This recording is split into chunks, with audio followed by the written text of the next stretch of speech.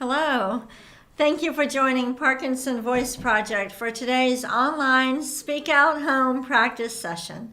My name is Samantha Ellendary. I'm a speech language pathologist and the founder of Parkinson Voice Project. I am here to help you establish and maintain a consistent Speak Out home practice routine. I'm so glad you are here practicing with me today. We're going to go through the Speak Out exercises, and I also had a couple questions come in. Today's topic, we are going to talk about YOPD. Tell me what that stands for. With intent. Say it with intent. What does it stand for? If you don't know, you will find out. Let's all say YOPD with intent. Ready? YOPD. Really speak out one more time. YOPD. And let's smile with intent. Ready? Very nice. Take a sip of water. We need to practice smiling with intent every day. When you get up, you're brushing your teeth, you look in the mirror, and you give a nice smile, but that's not all. You give a nice smile, and then you really concentrate. You think about what does it feel like when you get a smile that you like. That's the key, becoming more aware of how much effort you have to put forth to get the smile that you want, to get the voice that you want, to swallow safely, to walk with confidence and be safe. We've got to become more aware. Let's start with the first Speak Out exercise, the warm-up. Lift your voice and make it fly up and forward over your TV or your television. Ready? May, me, my, mo, moo. The more you exaggerate, the better. I know it feels funny, but do it anyway. Ready? May, me, my, mo, moo. Let's do it again. May, me, my, mo, moo. We've been talking about flipping the switch, which means turning on your intentional motor system where you're more deliberate. We'll talk about it a little bit later too, but flip that switch and here we go. May, me, my, mo, moo. And now we're going to use even more intent. We're going to really stretch out that vowels. We're going to have to think about it more. Ready? May, me, my, mo, moo. Good. Take a sip of water. When you are deliberate, when you think about things more, you become more aware, you can manage Parkinson's in a better way.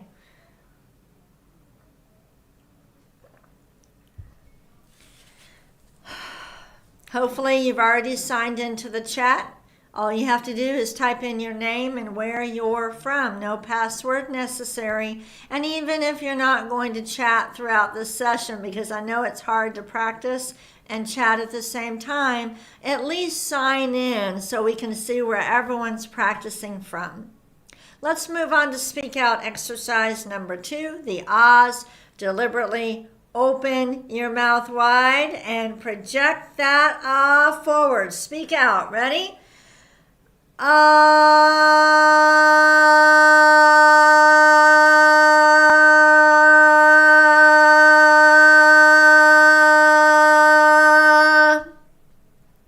Good. Let's do it again.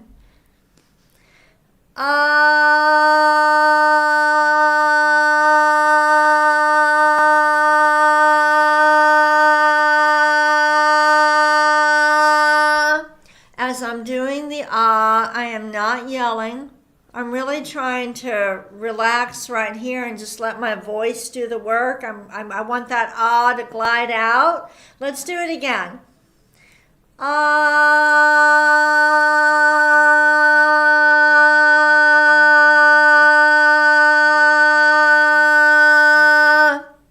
Good. Let's do a shorter one with intent.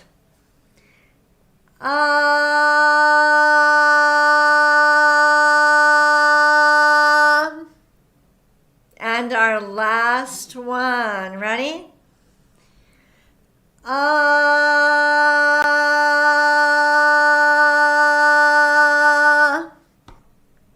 Good. We're done with the ahs. Take your sip of water. Think about it as you grab your cup like you're going to do all day long. And then take a sip with intent. It's all about becoming more aware of your movements, becoming more mindful, and making your body, your speech, your swallowing do what you want it to do, not what Parkinson's wants it to do. Let's move on to speak out exercise number 3, the glides. Project out a steady ah, and then slowly glide up. Ready? Ah.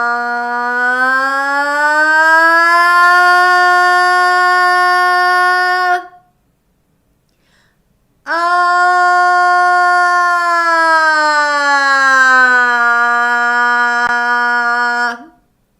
Good. Let's do it again. We're thinking about it. We're being deliberate.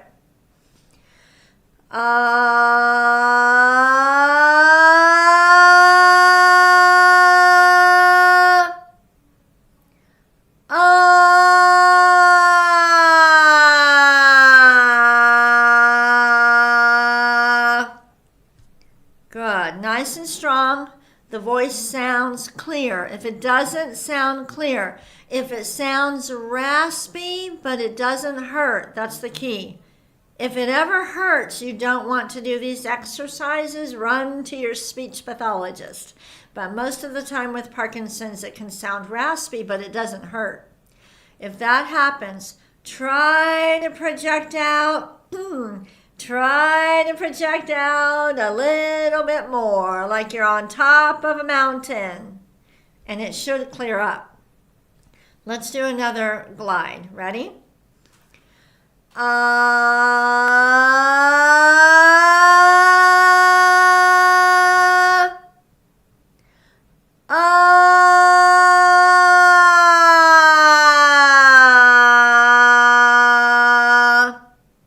Good. You're doing a great job. I know these are not easy. Let's do it again.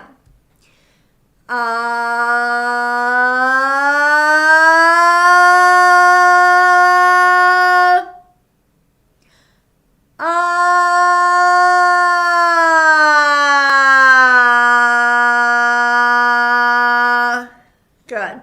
That's enough glides. Go ahead and take a sip of water. By the way, did you participate in our Friday session with Sarah, who is a speech language pathologist here at our headquarters at Parkinson Voice Project? If you would like to provide some feedback about her session, she would love to know what you thought about the session and areas where she can improve. You can send an email to intent@parkinsonvoiceproject.org. If you missed it, her session was last Friday. Go ahead, you can access the recording. I thought she did a great job. She has a beautiful smile, and her eyes kind of twinkle when she talks.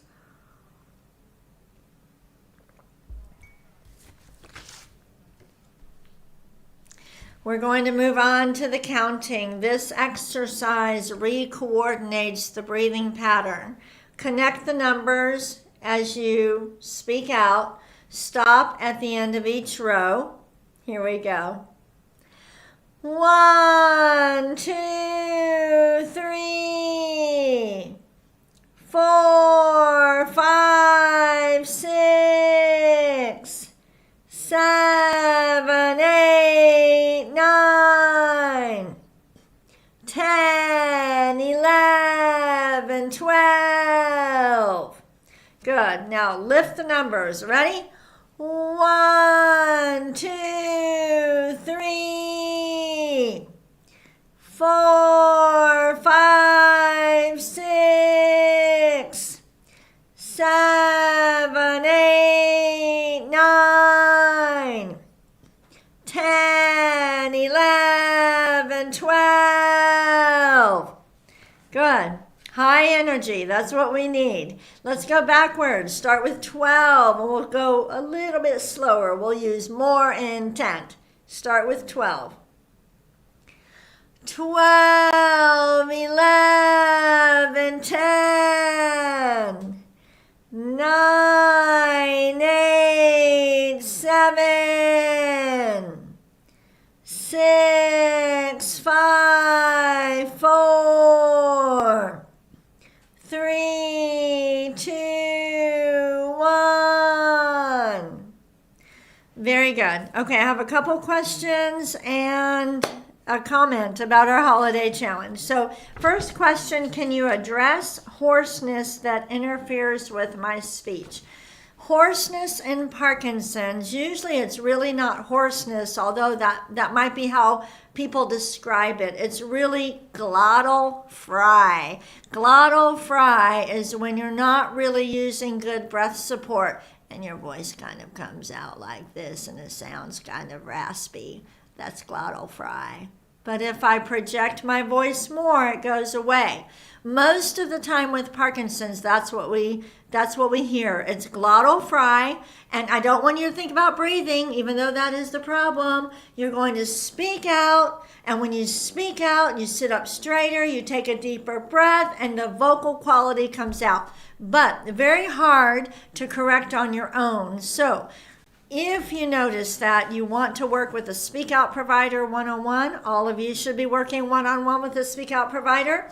These sessions are for home practice. The second question, I am confused about how to flip the switch. What does it feel like physically, or is it all mental? So first of all, if you have not watched the What is Parkinson's video, please do that. It is a 25-minute video where I explain the difference between the automatic motor system and the intentional motor system and other important information you need to know about Parkinson's. So Sandy will post the link, but you can find it on the homepage of our website, and you should watch it, and your family and any close friends. Flipping the switch is, I guess it's mental and physical. When you flip the switch to speak with intent, you feel effort. It takes effort. If you feel like, if it doesn't take any effort to talk and you're just talking, then that's your automatic motor system. It takes effort, but usually not too much. But you have to be deliberate. It's also mental because you're being more mindful, okay? Like, let me give you an example. If you were playing basketball and you were going to make a free throw shot, you would stop, you would think about it, you'd look at the basket, and then you would do it. That is intent. When I put on my makeup in the morning and I'm doing my mascara, I'm very intentional. Are you ever texting on your phone and you're hitting the wrong letters? You're like, what is that word I just typed? And you go, and you say, let me be more, each letter at a time. That is intent. You can do it. All right, we're going to move on to the reading. Our topic is YOPD. Let's read these sentences with intent. The highlighted words, we're going to use even more intent for those. Ready? YOPD stands for Young Onset Parkinson's Disease. Again, YOPD stands for Young Onset Parkinson's Disease.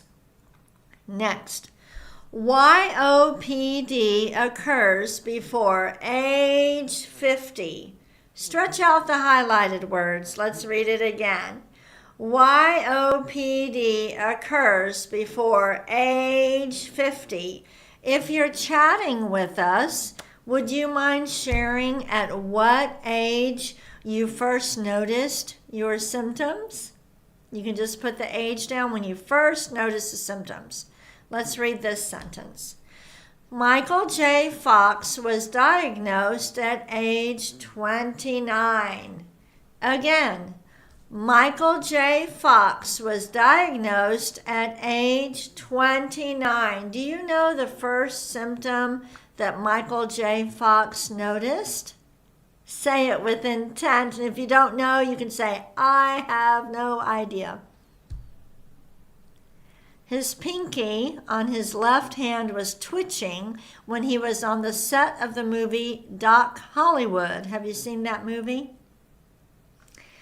Let's read this. We talk about Carl Robb a lot. If you haven't visited his website, I've got it right below. But let's read the sentence first. Carl Robb had his first symptoms at age 17. He's now, I think, my age, in his 50s. Very inspiring. Let's read it again. Carl Robb had his first symptoms at age 17. If you have not visited his website, carlrobb.com. Take a sip of water with intent.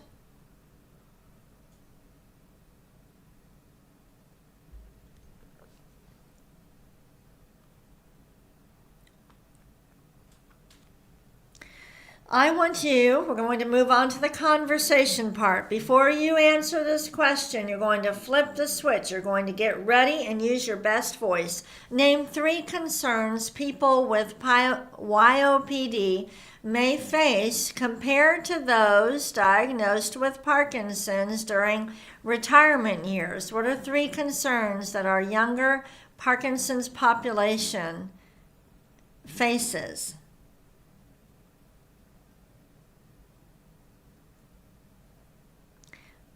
Let's read these with intent. Employment concerns, insurance concerns, raising children, helping aging parents. And I just have to say this. Did you know that one of the reasons at Parkinson Voice Project we don't charge for our therapy services is because of the YOPD population?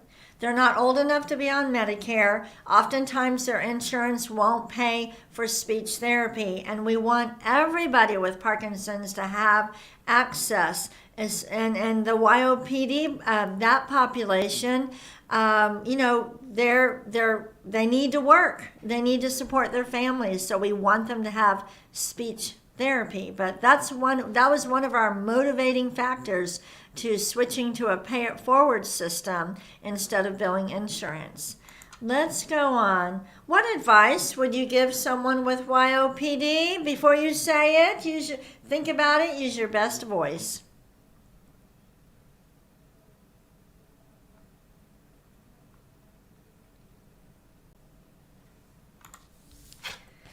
Let's do Dr. Boone's words. Ready? Gula ganga ga. Again. Gula ganga ga. And the next one. Kuka mangu ka. Kuka mangu ka. Ready? Gangla, gangla, and the last one. Kukla, kukla.